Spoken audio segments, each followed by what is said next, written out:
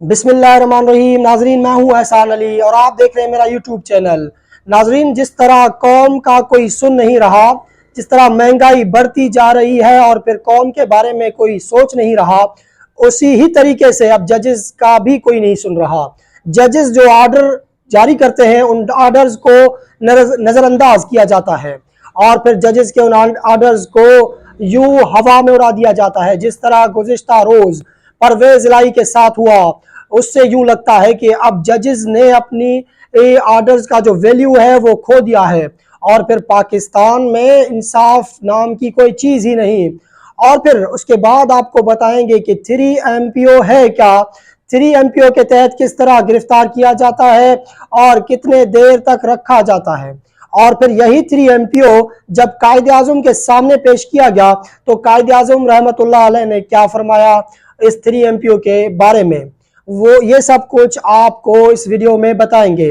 سب سے پہلے آپ کو بتائیں کہ پرویز الہی گزشتہ روز جسے لاہور ہائی کورٹ نے رہا کر دیا، لیکن جیسے ہی انہیں رہا کیا گیا، باہر یہ تیاری جاری تھی کہ کسی نہ کسی طریقے سے پرویز الہی کو گرفتار کیا جائے گا۔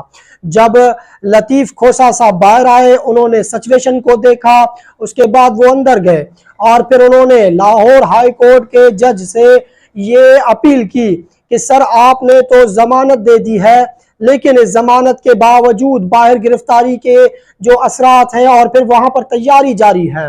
تو اس پر جج صاحب نے یہ حکم دیا کہ اس حکم کے بعد 21 سپٹمبر تک کوئی پرویز الہی کو گرفتار نہیں کر سکتا۔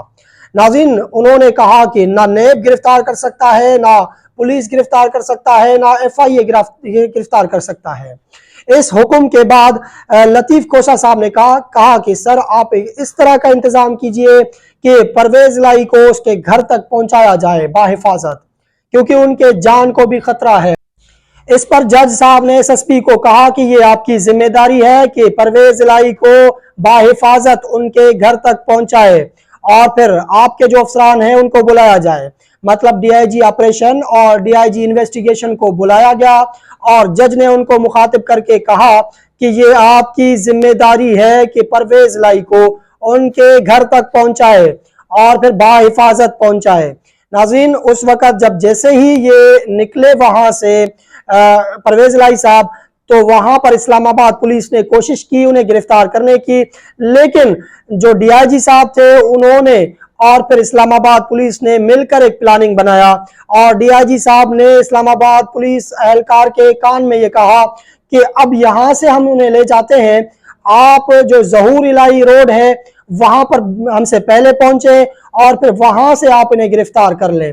مطلب کہ یہ سوچے سمجھے ایک پلاننگ کے تحت اور مکمل پلاننگ کے تحت انہیں گرفتار کرنے کا جو یہ ارادہ تھا کہ ظہور الہی روڈ پر پرویز الہی صاحب کو گرفتار کیا جائے گا۔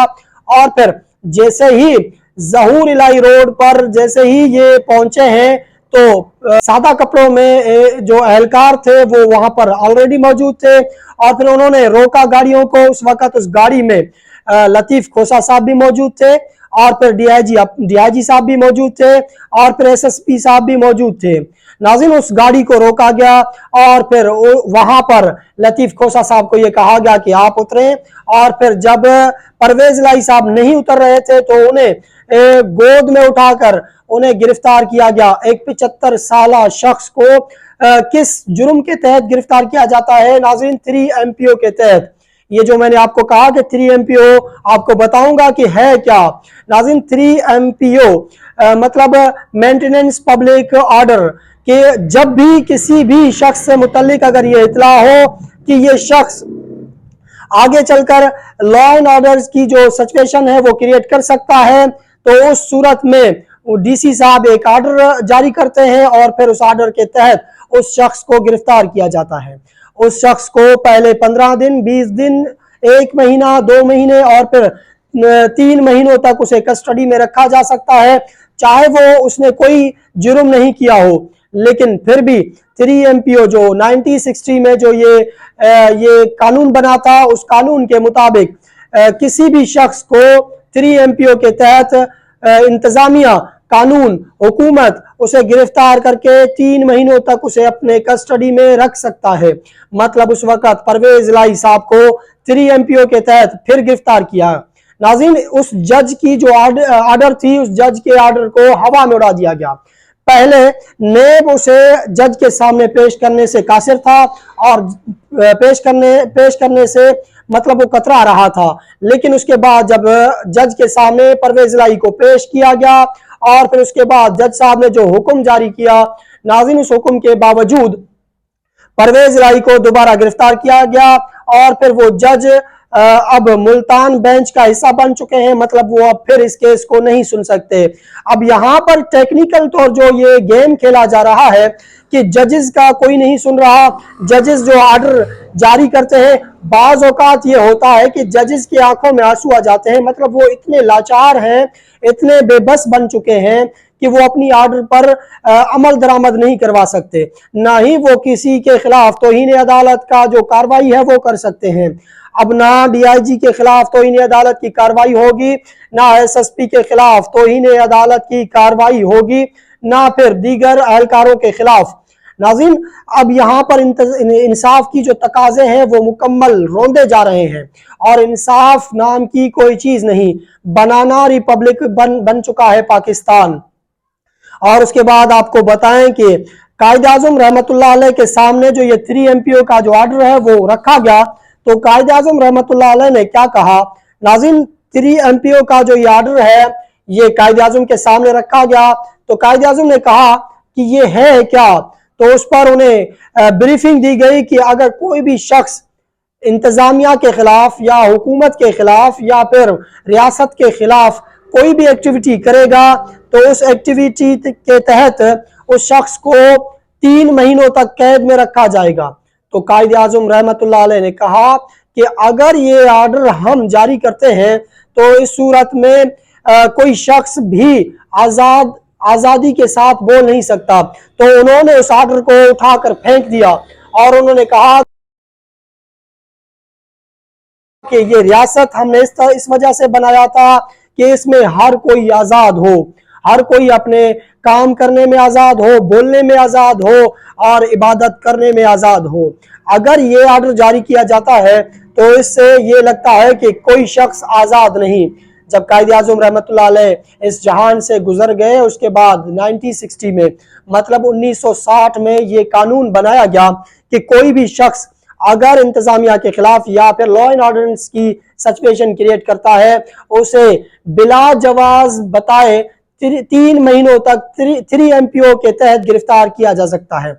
मतलब अब परवेज इलाही को 3 MPO के तहत गिरफ्तार किया गया, वो सिर्फ इस चीज की सजा दी जा रही है उसे कि वो तहरीक इंसाफ ना छोड़ने पर बाजिद है। नाज़रीन, अगर परवेज इलाही साहब अगर तहरीक इंसाफ छोड़ देते तो आज तक वो आजाद घूम रहे होते, जिस तरह दीगर रहनुमा, जिस तरह परवेज खटक, जिस तरह फवाद चौधरी और फिर दीगर रहनुमा मुराद रास, ये लोग जिस तरह आजाद घूम रहे हैं उसी तरीके से परवेज इलाही भी आजाद घूमते रहते।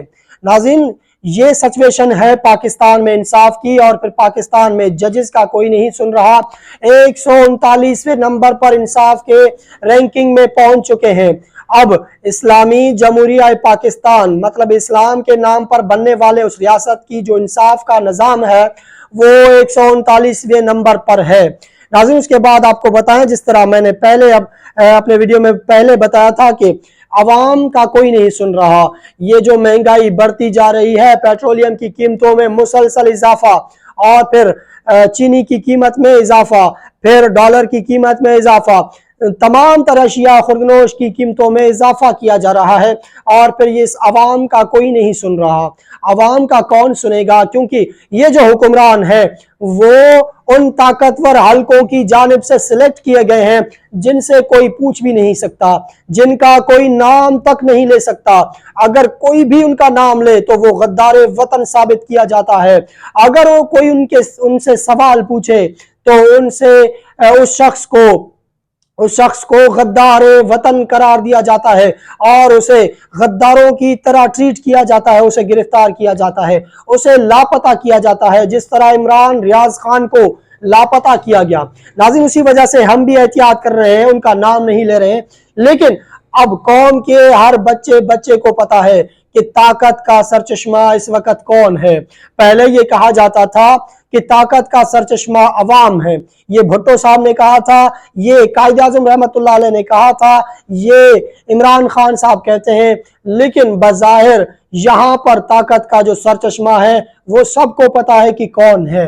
इसी वजह से सबको मैं खुद एहतियात करता हूँ और फिर दीगर जो यूट्यूबर्स हैं उनको ये कहना चाहता हूँ कि एहतियात बरतें, क्योंकि अगर वो रहेंगे तो कुछ बोल सकेंगे। लिहाजा अब तक के लिए इतना ही। अपना और अपने फैमिली का खास ख्याल रखिएगा।